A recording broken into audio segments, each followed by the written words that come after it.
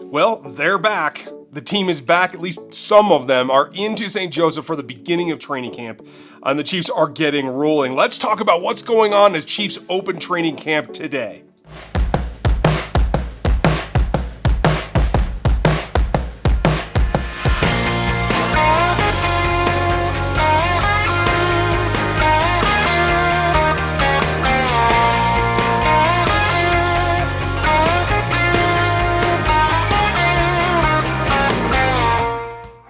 Hey, welcome back to Ryan Going Rogue. That's me, and this is us, and we have a lot to talk about.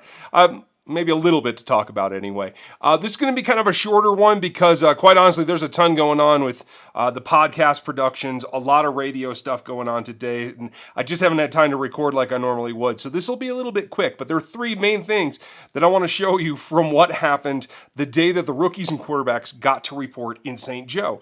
And everybody seems to be in pretty good spirits. There's a lot going on as they're getting ready. There's a lot of weight behind this season because of what the prospects are for this team. And I understand all that, but it's good to see that, at least for one day, for the back to school day, like some people call it, that they're ready to be businesslike, but not overly worried about it. And that really starts at the top. And the first thing that I want you to see is something that a friend of ours, Matt Derrick from Chiefs Digest, got kind of taken aback a little bit when he talked to Andy Reid. This is your 21st camp, I think, as a head coach. Where does that rank up there as far as this year, as far as your excitement and your enthusiasm level for the season? I'm fired up. We go one-on-one right here. No, I'm excited. I love doing what I'm doing.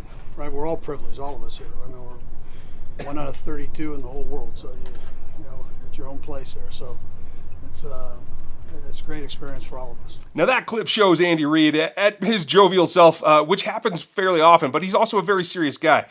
This is just the first day, but I think that gives you a glimpse into how giddy he kind of is at this point. And as Matt was asking in that question, 21st training camp as a head coach, and how do you get to that kind of levity and that kind of enthusiasm, you know, when you're just about to start a long grind? It's because of the relationship he has with his quarterback. And I feel like this, more so than other seasons that we've seen from him or around the league, it's very special for what they're able to do together. And I think that's really the thing that has to hit home most of all, is just how they're going.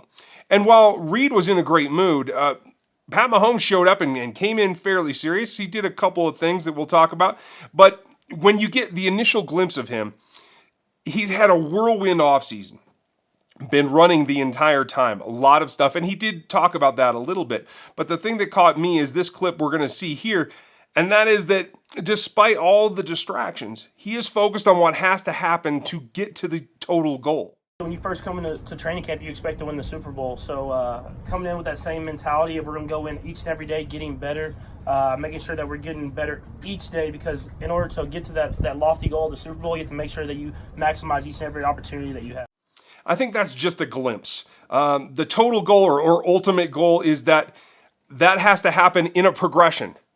And I think that's going to be the focus for him. This is just day one. It's got to be a step at a time, and he's got to help others come along.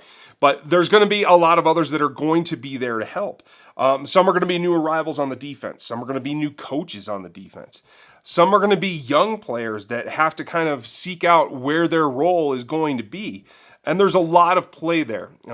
It's been a tumultuous offseason.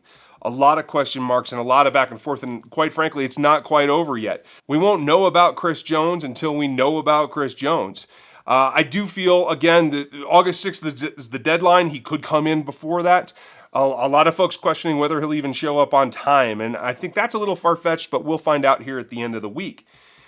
But that said, despite all those distractions, there are going to be other players that have to fill in, guys that will get reps because of some absences, and guys that just need to work into the rotation because they were taken in a position where they could be a guy that can fill in this season.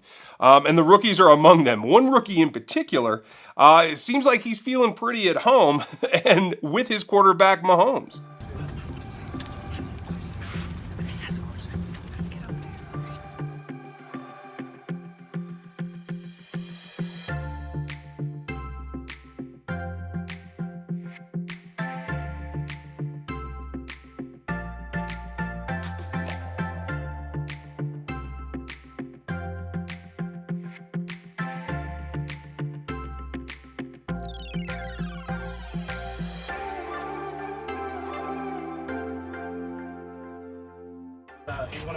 friend of mine and someone that I work with a lot. So I'm excited to have him back out here with us and working, building that chemistry even more. Patrick, one question, Pat.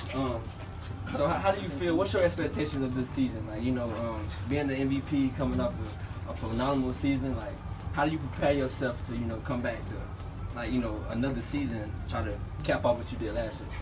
I mean, it's obviously a great question. I could barely see your face with that chain on. Yeah, obviously, I mean, we had a great season this last season. We've added some young components to the team, and we're going to try to keep building and progress more and more as an offense and as an entire team. Patrick, what's it like riding a horse these days? Now, I think that's a pretty good sign that a young player like that is willing to kind of mess with his quarterback a little bit. It helps that they're both young, but usually that's something that only the veterans are going to get away with. I thought that was pretty quick by Mahomes to answer to it, but it gives you an idea, again, of the playfulness of where they're at right now. And we know that the receivers individually and as groups worked with Mahomes in the offseason. We've seen that as well. And that rapport goes a long way. That's another part of building chemistry that you hear analysts always talk about. It's critical. And that part of it is going to come a long way. And I feel like Mecole Hardman is in a position where it's not just waiting for a chance. He's got to earn that chance, and I feel like he's going to. I think he will be the wide receiver 3 at some point this season. Don't know if it's going to be right off the bat, but it very well could be. And I think that's important to see as well. So I think this is a good starting point. It's just day one, so we can't really go too much farther than that. I am going to have more for you. I'll have more videos. The pods are going constantly. I was on Locked On NFL as the host for an episode this week. It's been really busy. And we will have, I believe, the franchise coming out. I'll try to do a review of that and get back to those as well.